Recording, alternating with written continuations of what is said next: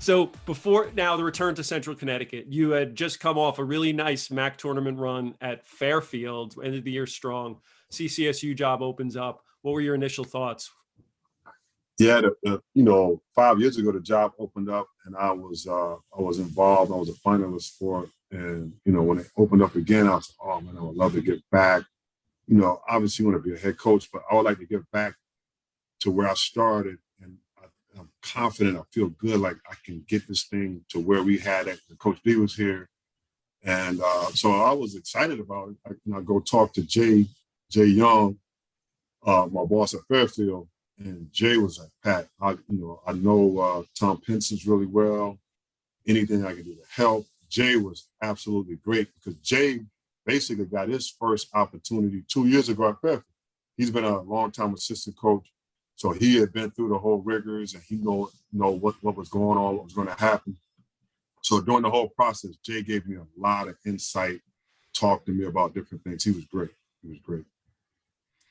So there are only about 350 head coaching jobs in the country. It's hard to get a job as a head coach. After 20 years as an assistant, what was that moment like when you got the call from Central offering you the position? Oh man, when Tom called, I was so juiced up, man. I just couldn't think. I was saying, hey, I'm so excited. I appreciate everything. I was just appreciative, thankful, humble. And that was one of the things we used that when I was initially started here. We were humble, appreciative, and thankful. That was Coach D's thing. And, just raring to go. I wanted to get here and meet the guys. And, there were 7 guys in the portal, so I wanted to kind of get those guys and see if we can get some of these guys back. My mind was racing a million miles an hour, so I was thinking recruiting, staff, who you're going to hire. So there was a lot of things going on, but it was just an amazing feeling. I called my mom and my brother, and I was kind of giving them update what was going on, and they were so juiced up for me. So, and then my phone just blew up for 2 or 3 weeks straight. Just text messages, phone calls. So it's an amazing feeling. So now you're back and the work starts. So it's been a while since Central has been in the upper echelon of the NEC standings. Okay. You know that, but Yep. you also know in this league how quick fortunes can change in this league. Yes. You can go from the bottom to the top. We've seen it a million times. What are some of the things, and maybe in the short and the long term, that in your mind to get Central Connecticut back to being a perennial NEC championship contender? Well, short term, I think, is obviously recruiting. We got to build a roster up. So, we have 4 guys that stayed. There's 7 guys in the portal. 2 guys in the portal came back. It was a total of 10. And then gave us a total of 6, and we signed 4 guys. So that'll give us 10, and we still have 3 left. So just trying to get the roster to where we need it to be is one thing. And then the second thing is the way we're going to play. Obviously, like in the past with Coach D, we were defense and rebound. And the year the Rick Mickens team, I think we were like top 5, maybe even higher in the country in field goal percentage defense. We held teams at 38.2% from the field. And so that's going to be one of the things that we work on, the defense and rebounding part of it, because the last few years we've been bad rebounding on the defensive end.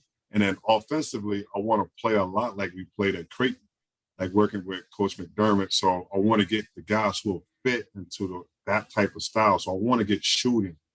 I want to get guys who know how to shoot. And I want to get IQ guys who know how to play. So during the recruiting process, I got the job late. So you got to kind of really look hard to find the personnel that'll fit the way we want to play. So that's been the short-term thing, definitely. And then long-term, just trying to get the alumni, the fans, all these people back involved with the program. That's going to, be a day-to-day basis, but it's also going to be a big holistic thing where we have to get everybody locked in on it. So one thing about this place that's special is we have a large community on people who live on campus. So we can get students to the games because it's like right in the middle of campus, so you can walk over to the game. But the town of New Britain, you have a lot of people, a lot of the town people who love this program, love the school, and love the team. So getting those fans back engaged, some of the old fans when I played, back when I was coaching, trying to get those guys back, that's going to be what I'm looking at, down the road. So our players will have a great atmosphere to play in. Those Rick Micken days and Corsley Everett and those guys, we routinely had 2,800, 3,000 people at those games. And it was a fun atmosphere to be a part of. It really was. First of all, that was a great answer to that question, and there's a lot to unpack from it. It's funny. I talked to Jared Grasso last year about the championship game against Quinnipiac and how he said it, and I still believe it's the best atmosphere we've ever had at an NEC championship game. I've been to every one since 1999, and that was number one. But the thing is, you're exactly right. It wasn't just the championship games. I've been at games at Central with crazy atmospheres back in the day. So how important is it for you to connect with the campus, but also maybe with the New Britain community as well to get that sort of frenzied atmosphere back? Yeah, that's when I was here as a coach, we had the post game show, and I did the post game show every day with Bruce Beal, and so. We were winning so much, so it was always fun. Like almost every game, we won the game. So I'm on the radio and we're talking, and we're busting chops. And we had a couple of our sponsors, like one of the guys, Harvey, owned a bar, and when we had it rolling so good, like we'd be winning the game double digits, whatever. And Harvey, it made me 3 or 4 minutes left in the game, and Harvey would start walking out. He would be going to his bar, and that was one of our big sponsors. And so I started saying, hey, I said it about 3 minutes ago, I knew the game was in hand when I saw the Harvey Shuffle. And everybody started talking about the Harvey Shuffle. But that's New Britain. That's the people here. That's the fans here. That's the people in the town, in the area. They love this program. So we just got to get that energy back in here. We got to get those guys involved. And that's one of my big things I'm trying to do. Once we get the team the roster all set up and we get our assistants here, we're going to really get involved with the community and New Britain in general to get those guys back here.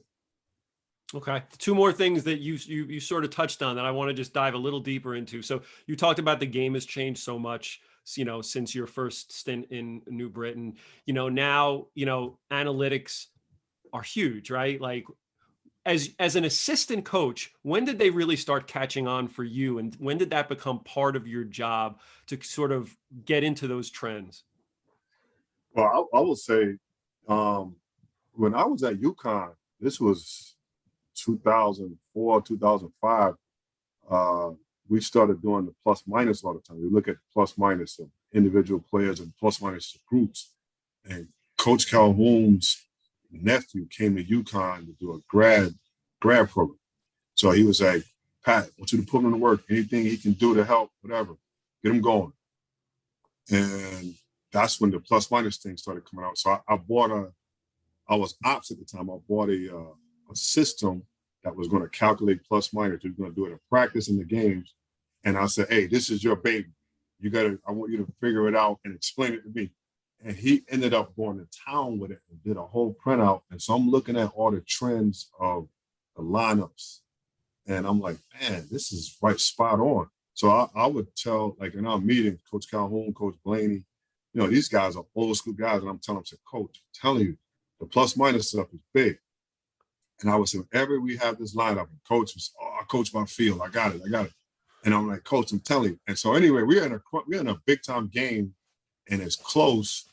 And we call timeout, and he pulls me to the side and said, "What's the lineup you want to talk about?" And I told him the lineup. He said, "Go put him in the game." We get him in the game. We go on an 11-3 run. We win the game, and then he's on board with it. And so, just seeing that, I got on board. And then as I got to Creighton, Coach McDermott was just huge analyst. So I opened my eyes to a whole new world. Points per possession, shots. Like we have I showed this to some of the guys on campus here. There's a stat. There's a court in the NBA, and they give you points per shot. So obviously points at the rim are like the highest points, like 1.4 points per shot at the rim. Corner threes are 1.1, 1.2 shots, 1.2 points per shot. So those are the shots that you want to get. And so I really dove into that the last 5-6 years. I'm a big believer in it. I went to the Nets practice last year, and they have, when they play their games, when they go 5-on-5 in practice, they count shots at the rim as 4-pointers. They count shots in the corners as 4-pointers. Shots up on the break in the wing, those are threes. So like in any shot around the free throw line area, that's only a 1-point shot because that's a tough shot. So I've really gotten into it. I've talked about it with the guys that we have here. I've been we're on a group text now, so I show them different things so they can get in their mind that, I'm a big analytics guy. So we're going to really look to get good shots, and we're going to force teams to take the shots that are low percentage shots. So we're going to work on those. That's what we're going to. So I'm trying to put it in their mind right now. But yeah, I'm really big on the analytics part. How much does analytics, what's the role in it when you're looking at potential recruits? Are you targeting guys that can come in and do the things that you want to do on the court now? Yeah, shooting is huge at every level. And when you have guys who can shoot the ball, it changes everything. So if the more shooters you have on the floor, you got space. So if you got really quick guards who don't shoot it great, with the space, they'll be able to get to the rim so they can still get a 1.2 point per shot. So I'm looking at shooting to try to open the floor up. Obviously looking at, in this league, I think if you have athletic bigs who can kind of switch on ball screens, it'll take away some of those 3-point shots. So I'm looking at athletic bigs who can move a little bit. And then if you got a guy late in the clock, you can throw the ball inside to a guy and he can go one-on-one and score. That's always a help. I always say, the analytics always go out of the window in the late shot clock, because when guys can make mid-range shots late in the clock, when it's really tough defense, they can take away the analytics part of it. So you got to have a balance. You can't just go strictly analytics. You got to have a little bit of balance. So I'm looking for some guys who can definitely shoot, because that's going to open everything up. I'm looking for a guy who can put it in the basket in the post. And then obviously guys who can make plays down the stretch, especially late in the clock. Nice. All right. So one other thing about recruiting is you got hired, you immediately had to go out on the recruiting trail to find players, but you also had to recruit the incumbent players, the returning ones, because, right. New coach, sometimes they're just not going to come back.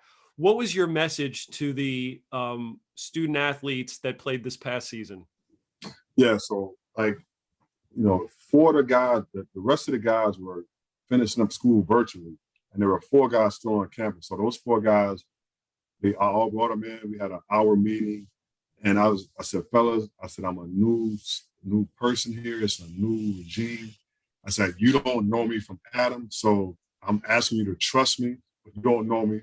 So you're going to have to kind of take a leap of faith to trust me, number one. But number 2, if there's 1 ounce of energy in you, 1 ounce that you don't feel like you're involved in, you're into it, then you should probably leave, because I want guys who are all the way in. And I was like, a lot of times when a new coach gets a job, they always talk about we got to rebuild, we got to get my guys in here. And I'm like, guys, you guys are Central Connecticut guys.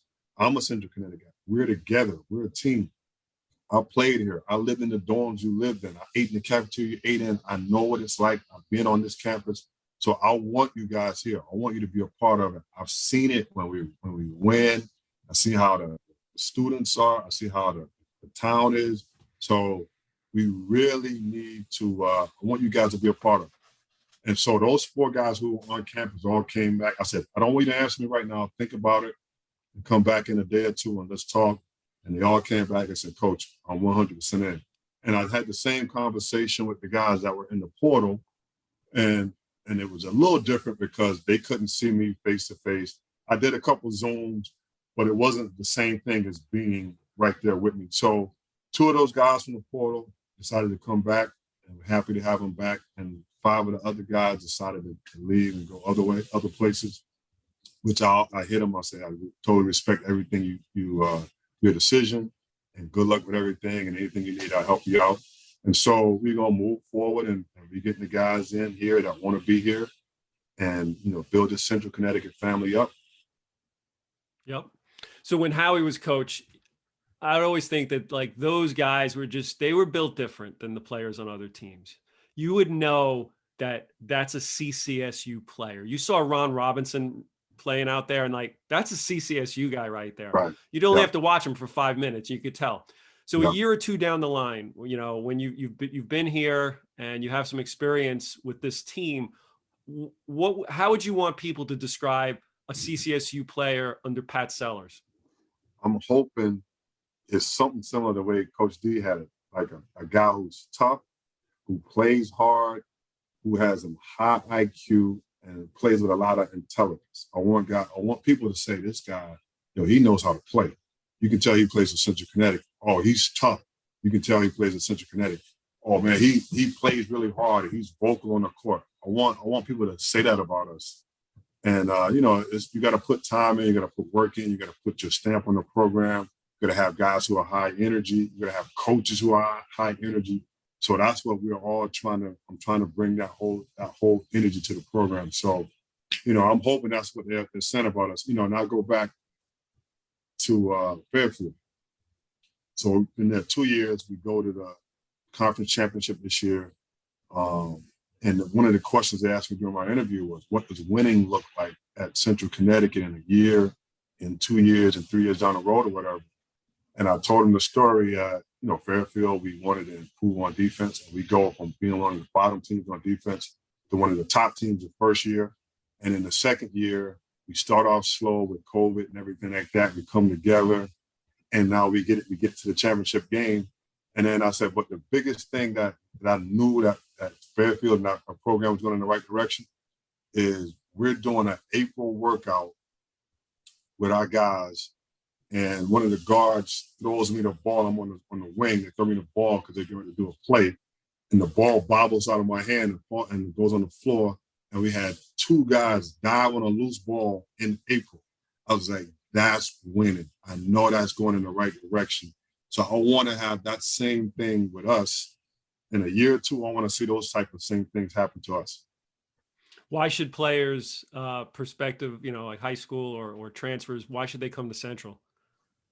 Because they're going to come to a situation where they're going to work hard, they're going to earn everything they get, and it's going to push them to a level when they leave here that they're going to reach their potential playing here, but they're going to go further as they go along in life.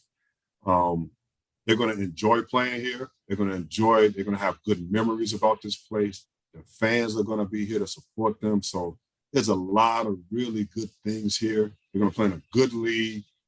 They're going to have a chance to compete in the NCAA tournament in their 4 years here. And it's going to be a lot of fun. So a lot of good things at Central Connecticut. Agreed. All right. Last 2 questions. You can interpret, there's many ways to interpret the success of a program. How will you view success at Central Connecticut? At Central Connecticut, you go back to the way what Coach D built here in the past, I think it's winning. We used to have a goal every year when I was here as a coach. We want to win the regular season. We want to win the conference championship, and we want to win a game in the NCAA tournament. And so that's the goal we're going to have. We want to win our regular season, win our conference championship, and win a game in the NCAA tournament and see where we go after that. And that's what success is going to be. It's going to take some time to get there. We got to get our guys in here. We got to get our guys locked in on what we're trying to do and on the same page. But that's very realistic goal to have, and that's what we're going to have. All right, last question. Time to do a commercial for your university. What makes Central Connecticut such a special place? Central Connecticut's a special place because you have the people here. We have some of the best people, and you have people from all over the world here. We're in a location that is incredible. You're an hour, 15 minutes from Boston, hour, 40 minutes from New York City. You're an hour away from the beach or 45 minutes away from the beach. So you got a lot of things here that are special and fun to be a part of. And then this basketball team here is going to have something to say in a lot of marches coming forward, coming ahead. Well, there it is. You heard it from Pat Sellers, Central Connecticut State, a special place. Pat, thanks for joining us. You've said it all. This is the definitive Pat Sellers interview we've done here. It was great. It's great having you back at Central. Great having you back in the NEC again. And I can't wait to see what's in store for Blue Devil fans, in the future. So thanks for joining us. Hey, thanks for having me, Juan. I really appreciate it, man. Looking forward to it. All right, that was CCSU, the new basketball head coach, Pat Sellers, and this has been the NEC on the Run podcast on the NEC Overtime Pod. We will see you again soon.